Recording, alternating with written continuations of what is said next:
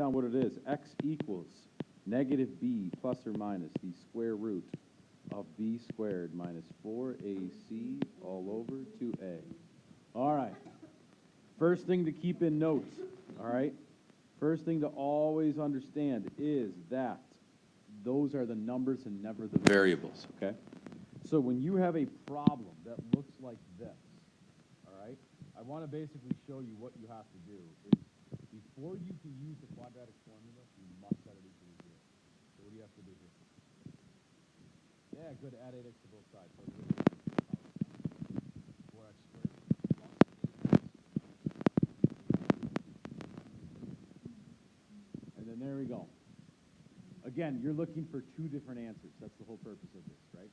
You know that what you're connecting here, this is really neat to learn in math, that whatever this power is right there, that 2, you're looking for 2 answers. Now, you're going to have either real or imaginary answers, right? And how do you know which ones occur when? The negative is where? Located where? Under the square root. Okay, all right, let's just go through it now. Let's just plug them all in. So put x equals, I should do this work over and over. All right, this is the b, right? You just got to remember the b is the coefficient in front of x. This is the a, the coefficient in front of x squared. And this is the c, okay? Now, good thing to note, using your ears and brain right now, they don't write it in perfect order every time, right? You have to always identify where's x squared, where's x. And by the way, if one of these were ever left out, you would use 0 for them. A quick example, look at this thing. 16x squared plus 7 equals 0. Right? What is that one missing? The b. Okay, that wouldn't be there'd be no b there, so you use 0 for b. Okay? Don't want to do that one, but just keep that in mind. It would work like that. All right, here we go. Let's plug all the numbers in. So here we go. We go negative 8, and I always like to use parentheses to show that's what I'm plugging in right now. All right. Plus or minus the square root of 8 squared minus 4 times 4 times negative 1. Okay? And then all over, good, times 4. Everybody just take a look at that. That's what you do. Always the numbers, you put them in. There's not too much difficulty behind this. This is very rote, right? Rote as in we're saying like you just kind of repeat the process. You do it over and over and over. What I'm here for to help you guys with is please do this first. I see a lot of errors with this. Do this first. Okay, everyone wonders, how do I do this? You just slowly write these out one step at a time. The first thing everyone should do is multiply these 3 numbers together, okay? And then show your work. So show an equal sign. And now what does this turn into? Negative 8 plus or minus the square root of 8 squared. I'm actually going to do that now, 64. Now, 4 times negative 1 is negative 16, but there's a what right here? Negative. So this negative and this negative actually what? You have to be worried about that oh so often every single time. Okay, please, if I have this example for you showing you the double negative, right? It flips to positive, then you add it, and then it's all over what? 8. Very good. Equals.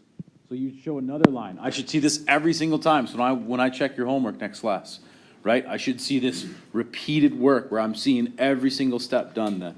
All right, there's the negative 8 plus or minus. Now let's add the 2 digits together. 16 and 64 gives you what? 80 over 8. So we're to there, everybody. Now, continuing my work, I just put an equal sign down here to show you that I'm just kind of continuing it. All right. Negative 8 plus or minus the square root of 80 over 8. If you got to that point, I would give you the 3 out of the 4 points designed for a problem like this. You would lose 1 point because here's why. What I hope you've gotten used to this. You have to break down that square root. Okay? All right, everybody, here we go. Write down the square root of 80. What is the greatest perfect square that would multiply to 80? So think. I'm trying to think. What 2 numbers multiply to 80? 2 and 4. Good. Any bigger numbers? No. 8 and 10. Very good. Any other numbers? Take out your calculators. Hit 80. And start trying to pick perfect squares. Like pick like 5. Oh, sorry, not 5. 25, 9, 16, 36. What is it? 16 and 5, class. Good. Okay, just so you know, you will not get this wrong, but I'm just trying to show you the most efficient way. That's 16 and 5, right? And if that's 16 and 5, now basically you're just looking and saying, all right, what does 16 break down to? 4. Good. So this breaks down to 4 and 4. But really this is a perfect square, so it's just plain old 4, right? Yes, ma'am. Yes, you can. Oh, mine are almost all borrowed out, but yes, I have one, last one left. So like it's gonna be 2. So it's 4 square root 5. This, yeah, this is what I'm here for. This is why I'm here to help you guys. It's 4 square root 5. But 4 is also a Perfect, so 4 is the, very good. So 4 is the perfect square, so you actually take it, okay? Now let's go back up to our problem, okay? Let me see what this becomes. All right, everybody put equals. What's the next phase now? -8 plus or minus 4 square root 5 over 8. All right? So I'm going to give you guys plenty of time to work through these so you can practice them. I'll be here to help you as soon as you're lost. Anyone ask a question about any process in this? This is the whole thing. Let's look at the whole process to make sure we get it, right? We started all the way there, and we're all the way down to -8 plus or minus 4 square root 5. Okay, everybody hone in on this one. See this number, and this number. What you have to check is for a common factor. Is there a number that divides these 3 numbers? Yeah, what is it? 2 and 4. 2 and 4, good. So always use the biggest one. 4. So class, here's what I'm kind of here to show you, is this is called reducing by 4. You divide every single part by 4. You're always looking to see if those 3 numbers have anything in common, okay? Please keep in mind, never mess with that 5. The 5 stays under. It has nothing to do with the outside numbers then. Why would we do the 4 thing? Just It- the lowest common term. Yes, very good. Yeah, perfect. Couldn't have said it better myself. Lowest common terms. What does this become?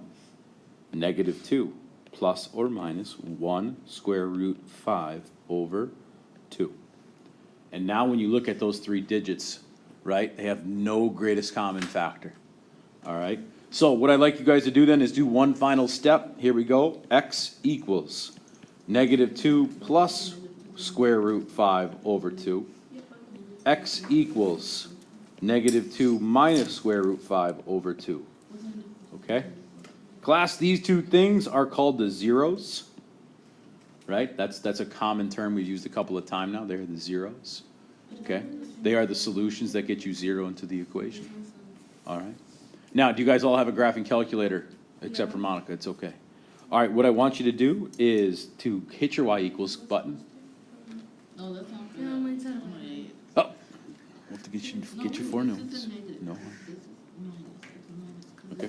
Everyone have that fired up, the y equals part? Okay, what I want you to do is type this into your y equals right here. Take 4x squared plus 8x minus 1, and please type that into your y equals. Go ahead. Okay?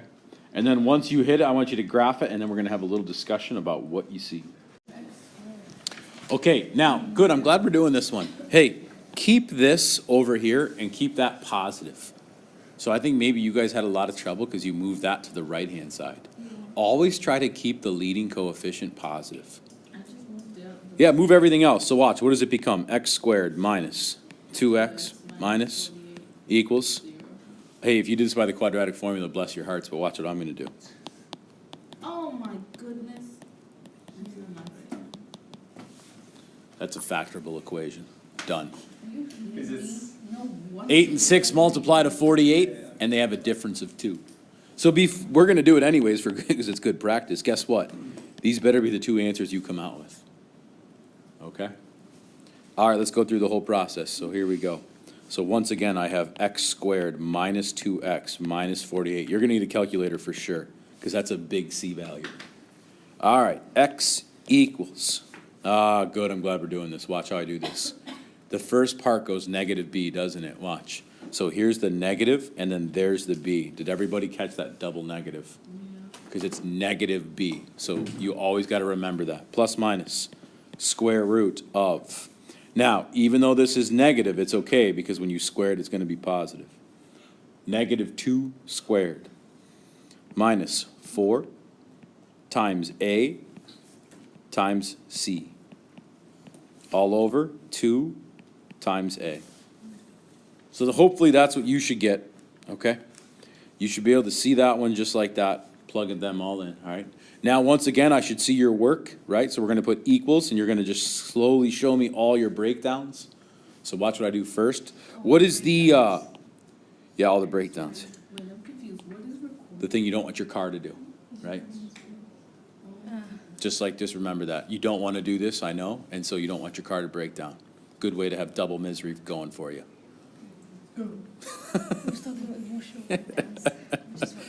What does that become, everybody? Number 11 Plus 2. Plus minus? Square root? What is negative 2 squared? This is a great example to do. 4. Always say positive 4. Let's just learn this. Use your ears, use your brain right now. Anytime you square something, it is always positive, no matter what. Because a negative times a negative will always flip back to being a positive integer, okay? I need calculator help. Here we go. Type in 4 times 1 times negative 48. Oh, hey, guess what? Well, put your pencils down and just watch. Can you guys do 48 times 4 in your head? No. Yes, you can. Watch this. This is how my wife teaches 3rd grade. This is pretty cool. Ouch. 4 times 48. What is it? We change it to this. 4 times 40 plus 8. Now you can do it real easy. What have you done to 48? Yeah, you've breaking it down. You've manipulated it, right. What's 4 times 40? You can all do that now. What is that? What's 4 times 8? Now can you add those two? So look at that, without a calculator. Now go ahead, plug it in. Did you guys get 192? Yeah. See how neat that is? Wait, it's positive, right? Yeah. Okay, well, so far so good, and that's good. Illuminati confirmed, right there. You gotta remember all the quotes from last year. Put that on YouTube now. It looks so Over 2. Okay? What is 4 plus 192? Very good. Plus or minus square root 196. Hey, class, 196 is a great number because it's the perfect square. Type in square root of... Yeah, don't forget, right? Some people just completely forget. They just like, okay, I'm going to start breaking it down. Type in square root 196 and see if it's a giant decimal or not. What does it come up as to be? 14. Yeah, 2 plus or minus 14 over 2. Okay, I'm hoping that I'm correct. Here we go. Class, I want you to all start to do this. You write it twice. You show both responses, the plus and minus. You go 2 plus 14 over 2, and then you go 2 minus 14 over 2, right? This guy is 16 over 2, which is 8. This guy is negative 12 over 2, which is negative 6. Showing that I should always check to factor first. But what a good exercise in the quadratic formula. I hate 11. You hate 11? 11 were a percent, I'd punch it. Oh, Can we do 12? yes, we A can. lot of damage done to 11. Yeah. So annoying. I'm pretty sure 11 hates you right back too, though. 11 hates you right now. Obviously, just Hey, look at this monster. Oh No. my gosh. Could you factor it? Die. no. No, good. Okay, you guys try it. Everybody add 125 to both sides. Please don't make these mistakes, yeah. Especially after I've done so many. All right, here's what we got. Okay. Do you guys want me just to do it the quadratic formula, or do you want to be angry and see that this is factored and easily done? Let's do the quadratic. No, No, let's the do the easy easy one. one. I know Easy it's one, factor. yeah. I know it's Yeah. factor, but I have a question about the quadratic. Okay, good. So first of all, everybody watch. 5, 50, 125. What do they all have in common? What do they all have? 5. So do you remember this trick? This is what we do. It's called pulling out. We did this last class right before the weekend. Wait, are we doing factoring right now? No. I'm just showing you the manipulation that you could make. Okay. Then that factors. Okay? Really easy. Yeah. Not going to do it though. Going to erase it so you can't even see it actually. Here we go. Everybody. X equals, let's put our big old line. Yes. Negative b Yeah. plus or minus. Oh, I'm going to need calculator help for sure. B squared, so that's 50 squared, minus 4 times A times C, And then 2. all over? 2 and 50. Good. So hey, just so you guys know, on our quiz we take, I'm giving you guys a point for setting that up properly. So even if you would make a mistake after this, you'll get a lot of points for doing that the right way. So please show this work every time like we're doing here, okay? Now put equals. All right, now slowly just show which part you're doing, okay? Claudine, this is a good moment right here, right? To multiply these three first. That's how to know. If you're stuck ever, it's always those 3 digits right there, So okay? it's FOIL first? Not FOIL, but more just multiply, PEMDAS, Okay. right? Order of operations says work inside the parentheses first. Now, inside a square root is a hidden parenthesis. So always work inside of a square root first, then work to the outside, all right? Okay. All right, 4 times 5 is 20. Oh, just so you know, here we go, this is kind of neat. How would my wife teach this to her little third graders? 20 times 125. You'd go like this. 20 times 100, 20 times 20, 20 times 5. So even though you don't think you could do that in your head, you actually could. That's 2,000. That's 400. That's, oh, what's 5 times 2? 100. Believe it or not. What do you get there? 25. 2,500. Oh, something really neat's gonna happen. Yeah, that's what I would. Negative 50, plus or minus. I just happen to know this by being a complete nerd and doing this 100 times. That 50 squared is 2,500. That's 2,500. So look what you can learn from this example. What in the world do I do when those two numbers match? And this is all over 10, correct? Yes. It's just 0. Oh. What is the square root of 0? It's just 0. zero. It's just zero. I told you. We have a great debate. Watch what happens when you go 50 plus or minus 0. What do you get? 50. Yep, don't forget the negative though. Negative 50. Class, what is negative 50 divided by 10? Negative 5. Your answer is x equals negative 5. Hey, don't forget to do this actually. Some people always forget that last little step. You actually write x equals. Because again, what are we doing? We're finding the roots. And the roots are basically, or sorry, we're finding the zeros. The zeros are the x-intercepts. Yes, ma'am. On the third worksheet. Yes. Helpful number 7 and 9. You got it. Let's look at it in a second.